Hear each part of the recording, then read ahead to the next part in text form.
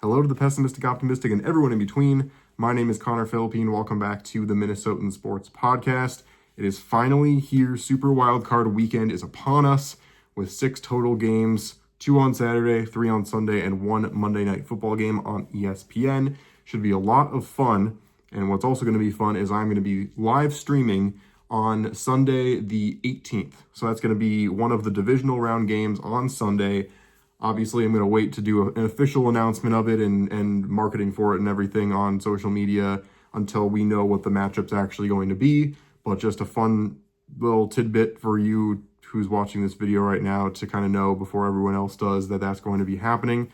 So make sure you tune in to that. But before we get too ahead of ourselves, we have these 6 wildcard matchups, and we're just going to jump right into it here.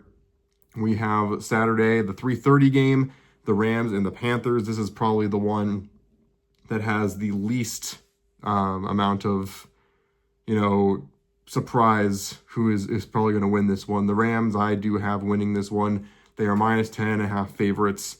You can never really root for or pick a 8-9 team to win a playoff game. It just is most likely not going to happen.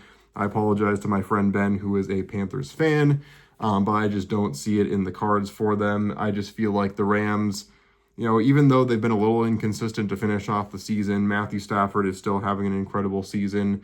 This Rams rushing attack has done a really good job of closing out games, and on top of that, Matthew Stafford can kind of be run and gun because he knows he can rely on the running game, but also he is such a threat, and this passing attack is such a threat that it kind of allows, it's kind of the opposite of stacking the box, running the football. You're kind of, playing to so much coverage. You're keeping an eye on so many things that Stafford could do with the football that this running game can kind of run free with it. You've got Puka Nacua, who is absolutely tearing the league up, despite some things that have been going on with him throughout the season off the field, which, we'll have to see how that goes. But the Rams are an offensive threat that just cannot be denied. They are only 5-4 in away games this season, which is interesting.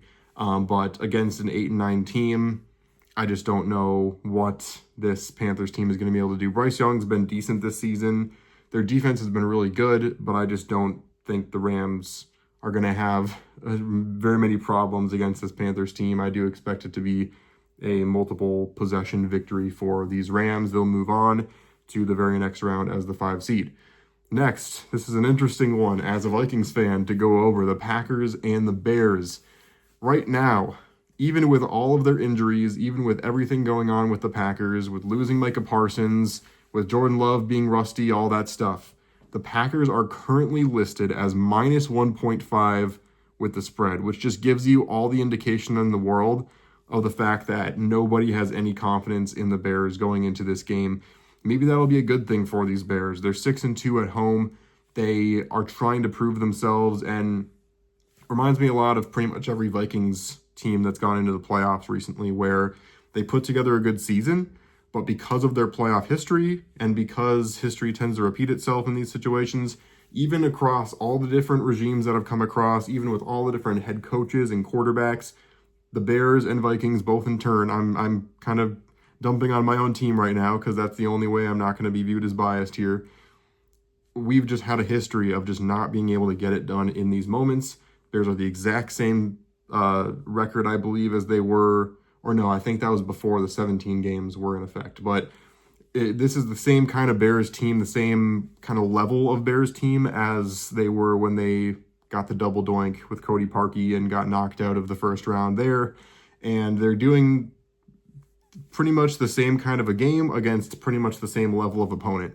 This is a classic game where, because the league is so top heavy, you'd never expect a 7 seed to have this good of a chance in this game. And it's actually funny that the 7 seed is favored. And, it's going to be a close game. I think we all know it is. But I'm going to go with the Bears here. I think that the Packers have dealt with a lot of issues. I think the Bears, have so much up their sleeve. Being at home is such a huge advantage for them when they have the kind of offense that they do. And they're going to need some help on the defensive side with this crowd noise because they have been pretty wishy-washy on the defensive side of the ball, especially in that game against the 49ers and Shanahan. But again, Jordan Love's coming off an injury. Micah Parsons out for the year. That defense got significantly worse because of that. This Packers team feels a little demoralized right now, in my opinion, and they're sitting at 9-7-1 when they thought they were going to have a chance at the 1 seed, to start off the season. They just kind of got the brakes beaten off of them by just fate this season. So I do think the Bears will take home this victory, will move on to the next round. Bills and Jags, this should be a good one as well. And you're going to continue to see this. Like, it's unprecedented how many lower seeds are favored in this playoffs, because the Jags are 13-4. They have a better record than the Bills, 7-2 at home, and the Bills are minus 1.5 favorites, I should say, as the 6th seed in this game. The Jaguars are another team that have been incredibly inconsistent this season. Trevor Lawrence, 4,000 yards, 29 touchdowns, and 12 interceptions. He has actually done a very good job for this Jacksonville team. It's kind of because he went into the season knowing he was probably on the hot seat, and so he really was great this season for this Jaguars team. It's just going to kind of come down to who's going to step up. This Jags defense has been incredible, but they're going against this Bills offense that, especially when they kick it into this gear, you can't really base the Bills off of what they did in the regular season, because that Josh Allen's going to be playing like the best quarterback in football when the playoffs start. I mean, it's like how the Wolves have been the last few seasons, where it's like, okay, I guess we're the 6th seed playing like the best team in the league during the playoffs. Of course, never getting to that point, just like any typical Minnesota team would. But back to the game we're actually talking about here, I do think the Bills will pick up this victory. I think they are going to be playing with a chip on their shoulder. The Bills, are so used to playing playoff games at home that I think they're going to just have that chip on their shoulder to defend themselves in a season where they went into it expected to be a Super Bowl favorite. And being the 6th seed, you don't expect them to be a Super Bowl favorite, but it kind of gives me similar vibes as that Packers run the table team that ended up being a 6th seed and won the Super Bowl, except this Bills team has more going for them, I think, even than that team did. And the one, key factor between both of those teams is that they had arguably the best quarterback in the league at that time on their team.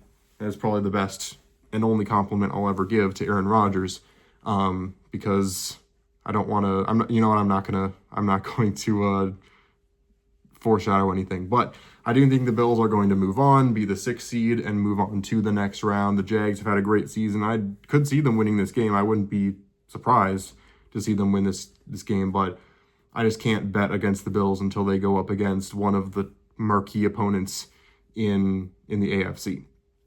And just to be clear here, I'm just going over the wild card round.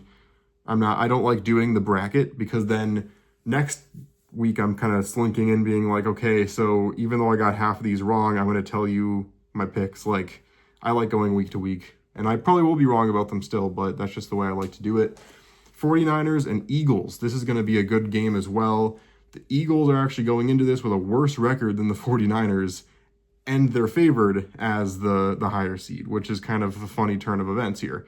Eagles 11-6, they're 5-3 at home. They've had their fair shake of some challenges throughout the season.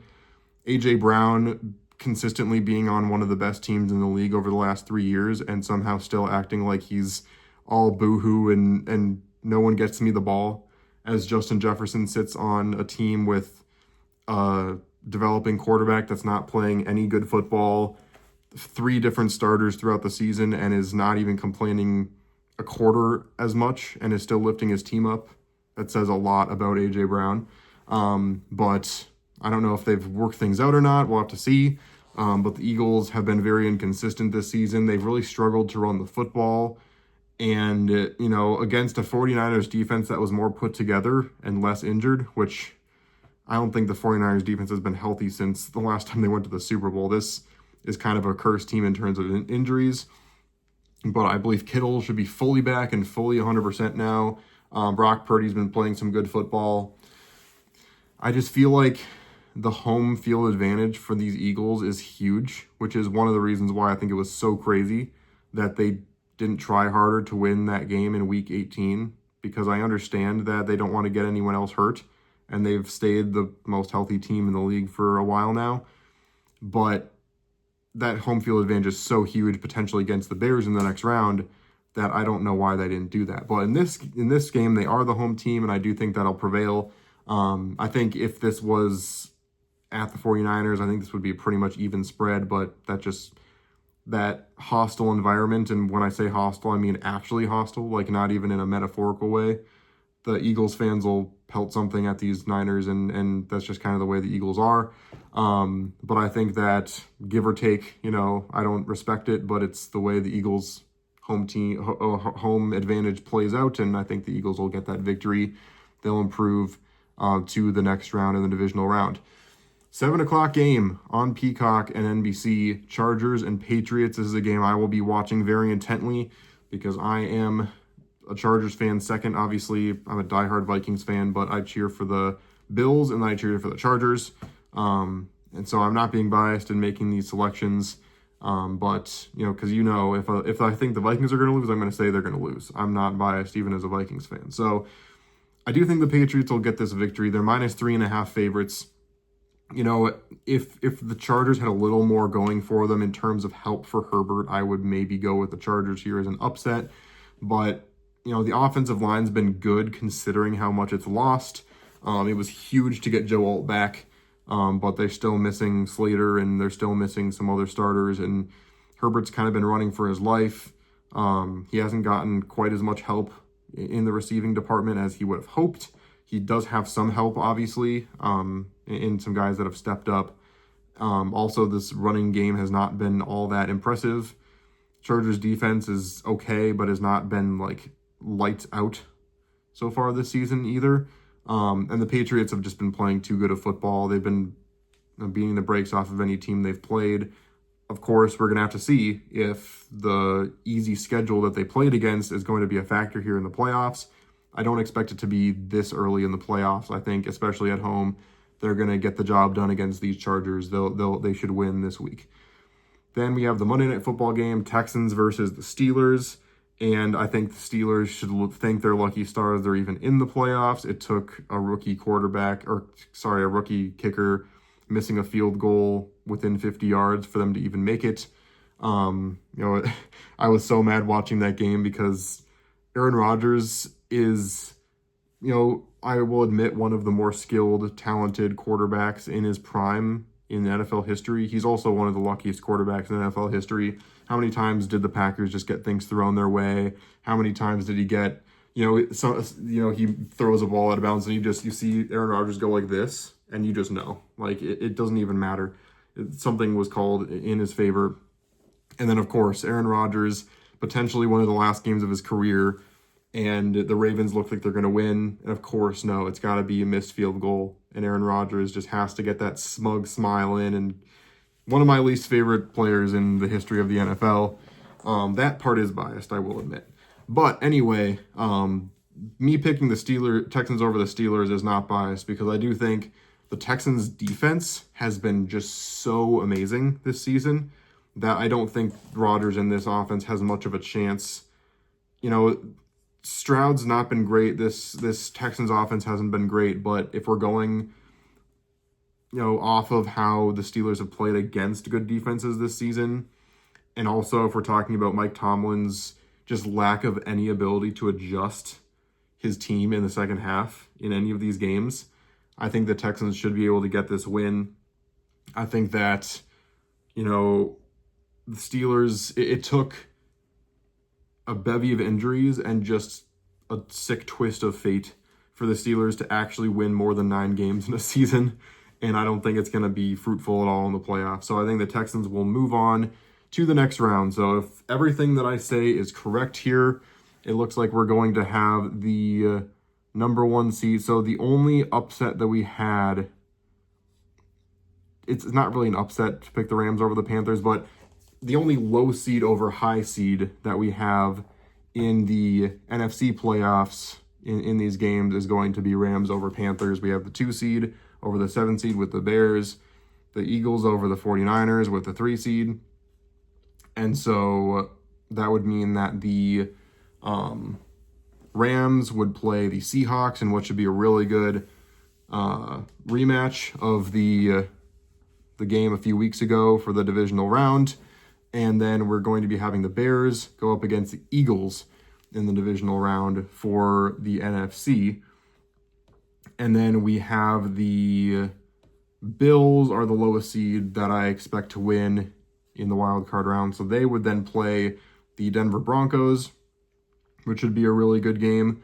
And then we would have the Patriots going up against the 5-seeded Texans. So the Patriots would get, obviously, their home game. It's actually impossible to not get a home game if you win in the first round in the 2nd seed. I am good at math. So yeah, Patriots, Texans would, in my opinion, set the Patriots up for a pretty easy road to the AFC Championship if that was the case. So I'm certainly hoping that the Chargers can beat the Patriots. I don't want to see the Patriots or the Broncos in the AFC Championship. I know it's pretty impossible for that to happen, but we're just going to have to see how it goes. But those are my matchups that I expect for the divisional round, and hopefully one of those games is the good one that I'm going to be streaming on Sunday. So stay tuned for that post breaking down what is going to happen there, you know, who's going to be playing and when I'm going to be streaming. I'm expecting it to probably be I think on Sunday it's like a 5:30 game for a divisional round, so I would expect it to be the 5:30 game. But again, stay tuned, I'll let you know. But thanks so much for watching this video. Please like and subscribe, and I'll see you on the flip side.